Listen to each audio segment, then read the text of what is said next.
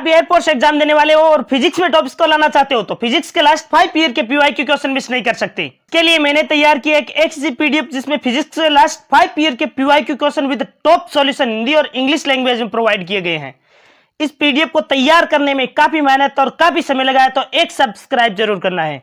जैसे ही आप एक सब्सक्राइब का टारगेट कंप्लीट करते हो वैसे ये पीडीएफ आपको बिल्कुल free of cost Telegram channel Dharmaram physics, जिसका लिंक डिस्क्रिप्शन में दे दिया है, वहां पर प्रोवाइड कर दी जाएगी।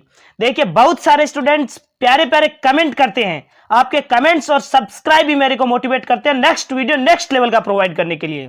देखिए हर एक क्वेश्चन चाहे वो इजी हो या टफ, हर क्वेश्चन को लिया गया है जो एग्जाम की दृष्टि से इंपॉर्टेंट है और बार बार एग्जाम में पूछा जा रहा है। तो इन सभी क्वेश्चंस की सीरीज को कंटिन्यू रखने के लिए ज्यादा से ज्यादा दोस्तों में शेयर करके एक सब्सक्राइब जरूर करें। जो बच्चे अभी भी सब्सक्राइब नहीं करेंगे वो फ्री में मिलने वाले इंपॉर्टेंट पीवाईक्यू और ट्रिक्स को मिस कर देंगे। देखिए आज का पहला ही क्वेश्चन जबरदस्त क्वेश्चन है। ये क्वेश्चन नंबर 41 है और इससे पहले 40 क्वेश्चन हम कंप्लीट कर चुके हैं। यदि आपने वो वीडियोस नहीं देखे हैं तो प्लेलिस्ट में जाकर देख सकते हो। एक से बढ़कर एक क्वेश्चन प्रीवियस ईयर के मेमोरी बेस्ड क्वेश्चन सोल्व करवा रहे हैं। तो 40 क्वेश्चन हमने कंप्लीट कर लिए हैं, 41 से आगे कंटिन्यू करते हैं। देखिए आज का 41 क्वेश्चन है, एक वस्तु को 25 सेंटीमीटर वक्रता त्रिज्या के अवतल दर्पण के सामने 10 सेंटीमीटर पर रखा गया है। छवि की स्थिति सेंटीमीटर में ज्ञात करें। कहने का मतलब है आपको दे रखा है वक्रता त्रिज्या आर का मान कितना दे रखा है 25 सेंटीमीटर। लेकिन ध्यान रखना अवतल दर्पण के लिए वक्रता त्रिज्या किसकी होती है, ऋणात्मक होती है। फोकस दूरी निकालोगे तो फोकस दूरी कितनी आ जाएगी, तो वक्रता त्रिज्या की आधी होती है फोकस दूरी। अरे फोकस दूरी और वक्रता त्रिज्या में आपको संबंध पता होना चाहिए, बार बार एग्जाम में क्वेश्चन पूछ लेता है। आर बराबर 2f होता है। आपको फोकस दूरी निकालनी है तो जो वक्रता त्रिज्या है उसमें 2 का भाग लगा देना है, यानी कि माइनस का 25/2 आ जाएगी आपकी फोकस दूरी। अब देखिए अवतल दर्पण के सामने 10 सेंटीमीटर दूरी पर रखा है, इसका मतलब है वस्तु 10 सेंटीमीटर की दूरी पर रखी है। वस्तु रखी है 10 सेंटीमीटर की दूरी पर, इसका मतलब है कि ये बिंब दूरी दे रखी है। बिंब दूरी u कितनी दे रखी है 10 सेंटीमीटर। लेकिन ध्यान रखना u ऑलवेज नेगेटिव होता है, चाहे अवतल दर्पण हो या उत्तल दर्पण, क्योंकि वस्तु हमेशा बाईं ओर रखी जाती है और बाईं ओर की जो दूरियां है वो ऋणात्मक ली जाती है, इसलिए u भी नेगेटिव हो जाएगा। अब हमें प्रतिबिंब दूरी निकालनी है तो हम दर्पण सूत्र जानते हैं। क्या होता है दर्पण सूत्र, तो 1/f बराबर 1/v प्लस 1/u। 1/f बराबर 1/v plus 1/u। 1/f, f का मान कितना दे रखा है माइनस का 25/2। तो f के स्थान पर मान रखोगे माइनस का 25/2, तो उल्टा कर लो यानी कि 2/25 हो जाएगा माइनस का, बराबर 1/v। v का मान कितना दे रखा है, तो v का मान हमें ज्ञात करना है, प्लस 1/u। u का मान माइनस का 10 दे रखा है, तो कितना हो जाएगा 1/-10। अब जब हम इसको सोल्व करते हैं हमें किसका मान निकालना है, v का मान। तो 1/v बराबर क्या हो जाएगा, माइनस का 1/2 है, इसे इस ओर लेकर आ जाओगे तो आ जाएगा 1/10 आ जाएगा, यानी कि माइनस का 1/10 है। इसका पक्षांतरण करोगे तो कितना आ जाएगा प्लस का 1/10, यानी कि इसे इधर पक्षांतरित कर दो और इधर क्या था माइनस का 2/25। अब आपको इनको सोल्व करना है, तो सोल्व कैसे करेंगे, तो देखिए यह आ जाएगा 25 माइनस 10 को 2 से मल्टीप्लाई करोगे तो कितना आ जाएगा 20 अपोन में कितना आ जाएगा 250। अब इसको सोल्व करना है तो 25 में से 20 जाने पर कितना रहता है 5 रह जाएगा और अपोन में क्या आ जाएगा 250। अब इसको 5 के पारे से कट कर दो यानी कि 1/50 आ जाएगा। किसका मान 1/v का। हमें v का मान निकालना था तो v का मान कितना आ जाएगा, v का मान आ जाएगा 50। v का मान निकालना है तो v का मान कितना आ जाएगा 50 आ जाएगा। ए ऑप्शन में माइनस का 50 दे रखा है, ये गलत आंसर हो जाएगा। हमारा कौन सा आंसर होगा जिसमें प्लस का 50 दे रखा होगा, ऑप्शन सी दे रखा है, ऑप्शन सी करेक्ट हो जाएगा। क्लियर है। तो इस फॉर्मूले में आपको डायरेक्ट फॉर्मूला लगाना था, वो भी जो गोलीय दर्पण में 1/f बराबर 1/v प्लस 1/u, इसी प्रकार लेंस का भी क्वेश्चन आ सकता है। तो लेंस का फॉर्मूला भी आपको ध्यान में रखना है, 1/f बराबर 1/v माइनस 1/u। ये किसके लिए यूज होता है? तो ये लेंस के लिए यूज होता है और ये दर्पण के लिए यूज होता है। तो दोनों के दोनों फॉर्मूले आपको ध्यान में रखना है। चिन्ह परिपाटी का ध्यान में रखते हुए आपको सारे के सारे वैल्यू रखना है। आगे बढ़ते हैं। देखिए ये क्वेश्चन इंग्लिश में भी आपको प्रोवाइड कर दिया है ताकि इंग्लिश मीडियम वाले स्टूडेंट परेशान नहीं हो। An object is placed at 10 centimetre in front of A concave mirror. Concave mirror कौन सा होता है? अवतल दर्पण। Of radius of curvature 25 centimetre. Find the positive position of the image. आपको इमेज की पोजीशन पूछी थी तो कितनी आ जाएगी? 50 सेंटीमीटर आ जाएगी। ऑप्शन सी करेक्ट हो जाएगा। अब देखिए आपकी सुविधा के लिए मैंने सॉल्यूशन भी प्रोवाइड कर दिया है ताकि जो स्टूडेंट्स पीडीएफ से पढ़ेंगे उनके लिए कोई भी परेशानी नहीं हो। और पीडीएफ बिल्कुल आपको free of cost Telegram channel Dharmaram physics, जिसका लिंक डिस्क्रिप्शन में दे दिया है, वहां पर तुरंत के तुरंत प्रोवाइड कर दी जाएगी ताकि आपको बिल्कुल भी टाइम वेस्ट नहीं हो। एक बार वीडियो देखा, तुरंत पीडीएफ से पढ़ते ही आपके सारे डाउट क्लियर हो जाएंगे। देखिए वक्रता त्रिज्या दे रखी थी 25 सेंटीमीटर। अवतल दर्पण के लिए क्या होता है? ऋणात्मक होता है, तो माइनस का साइन लगा दिया। अब वक्रता त्रिज्या का आधा होता है फोकस दूरी, तो r/2 कितना हो जाएगा? माइनस का 12.5 सेंटीमीटर फोकस दूरी आ जाएगी। अब देखिए दर्पण सूत्र लगा देंगे। दर्पण सूत्र 1/f बराबर 1/v प्लस 1/u होता है। दर्पण सूत्र में मान रख दो 1/f बराबर 1/v प्लस 1/u के स्थान पर माइनस का 10। अब देखिए जो माइनस का 1/10 है इसे इधर भेज दो, पक्षांतरण कर दोगे तो प्लस का 1/10 आ जाएगा। जब इस पार्ट को सोल्व करते हो आप, इस पार्ट को सोल्व करते हो तो कितना आ रहा है आपके? 1/50, यानी v का मान कितना आ जाएगा? v का मान आ जाएगा 50 सेंटीमीटर। ऑप्शन सी करेक्ट हो जाएगा।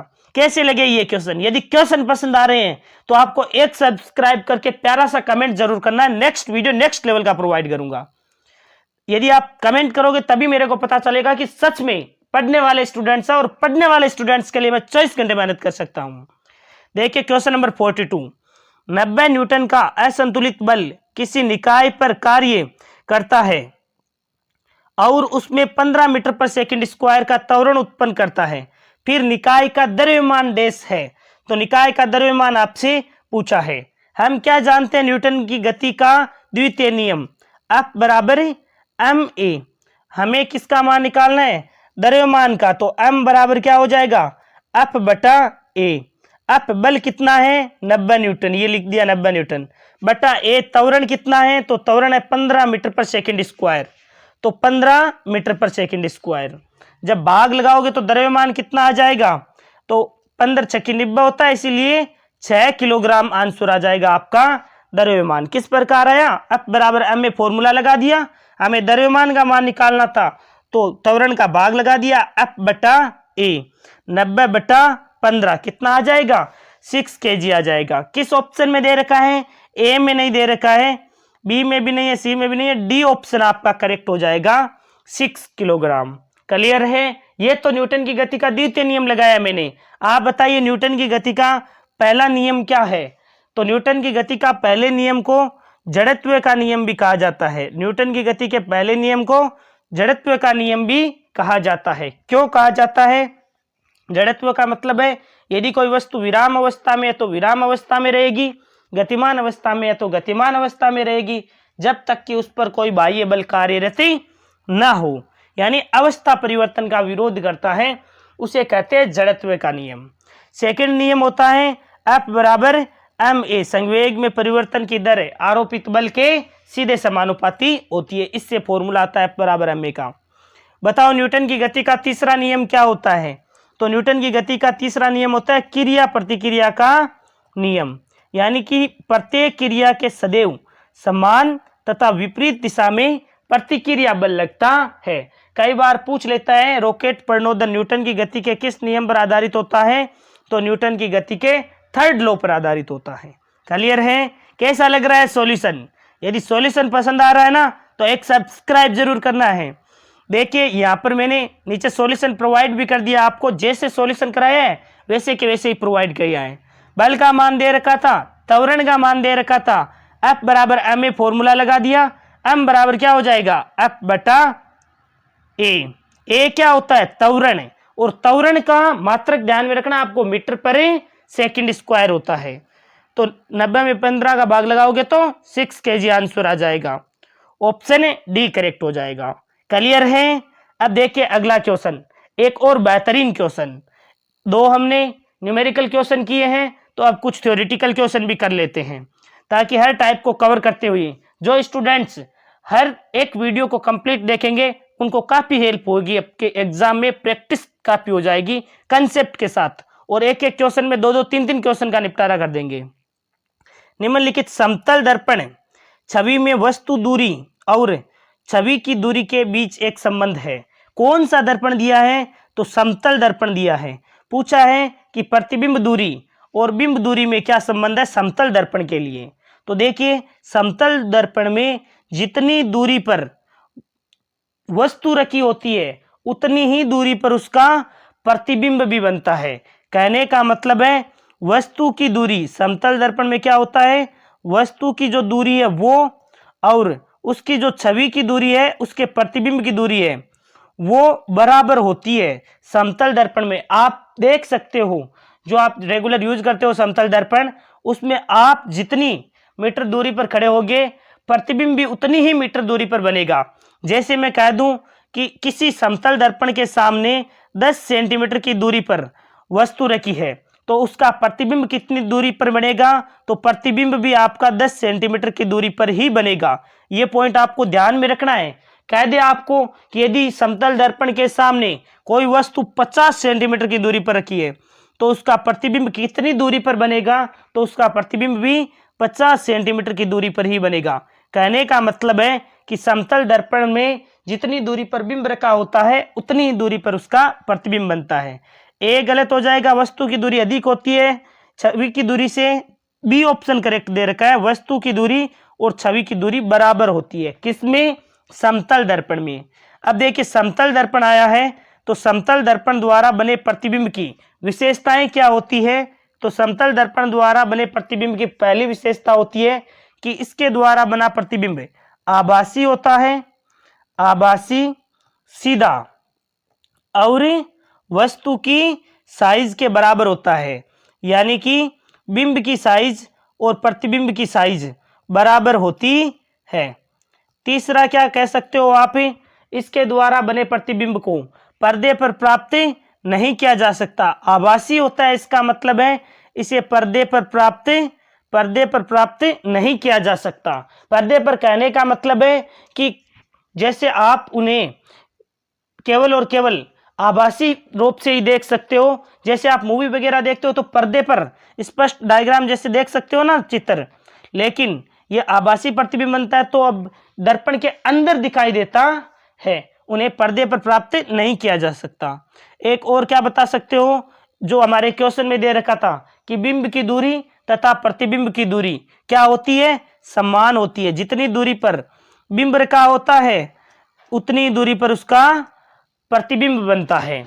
और एक और पॉइंट क्या ध्यान में रख सकते हो, समतल दर्पण द्वारा बने प्रतिबिंब में पार्श्व परावर्तन होता है, पार्श्व परावर्तन होता है। कहने का मतलब है कि यदि आप बायां भाग दाईं तरफ दिखाई देता है और दायां भाग ही बाईं तरफ दिखाई देता है, यानी पार्श्व परिवर्तित का गुण होता है समतल दर्पण में।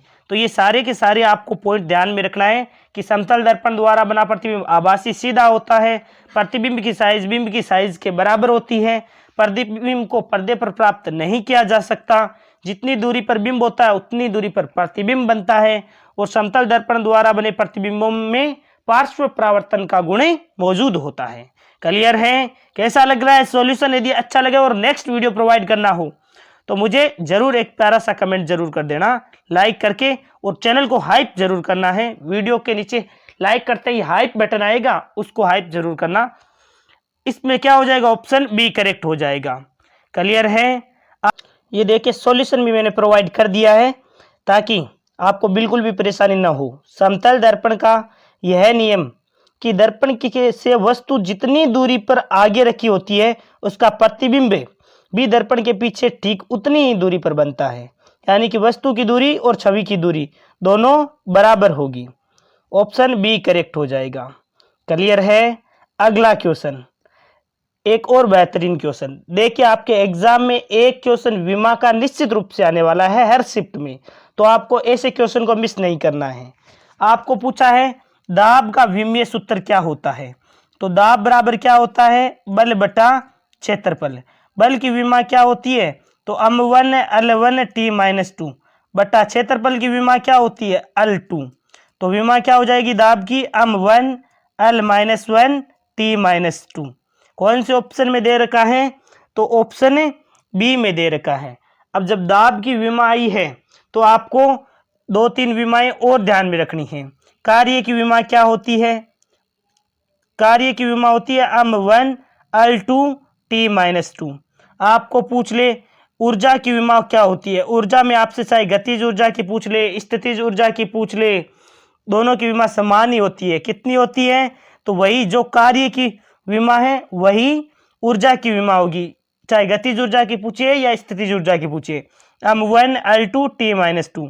कई बार ऐसा क्वेश्चन आ जाता है किनकी विमाएं समान हैं, तो कार्य की, गतिज ऊर्जा की, स्थितिज ऊर्जा की, इनकी विमाएं समान होती है। पूछ ले आपसे बल आघूर्ण की विमा क्या होती है, तो बल आघूर्ण की विमा क्या होती है, बल इंटू घूर्णन अक्ष से लंबवत दूरी, यानी कि m1 l1 t-2 तो बल की विमा हो गई, और घूर्णन अक्ष से लंबवत दूरी की विमा हो गई l1, यानी कि m1 l2 t-2। अब आप देखोगे तो इसकी भी विमा कार्य की विमा के ही समान है। तो आपको ध्यान में रखना है, कई बार ऐसे भी पूछ लेता है कि निम्न में कार्य और बल आघूर्ण की विमा समान होती है या नहीं होती है, तो कार्य की और बल आघूर्ण की विमा समान होती है। ऐसे ही आपको श्यानता गुणांक की सबकी विमाएं बता दी जाएगी, और बहुत सारी विमाएं हमने प्रैक्टिस कर भी ली है। यदि आप मेरे साथ प्रैक्टिस करते रहोगे तो बहुत सारे कंसेप्ट क्लियर करोगे।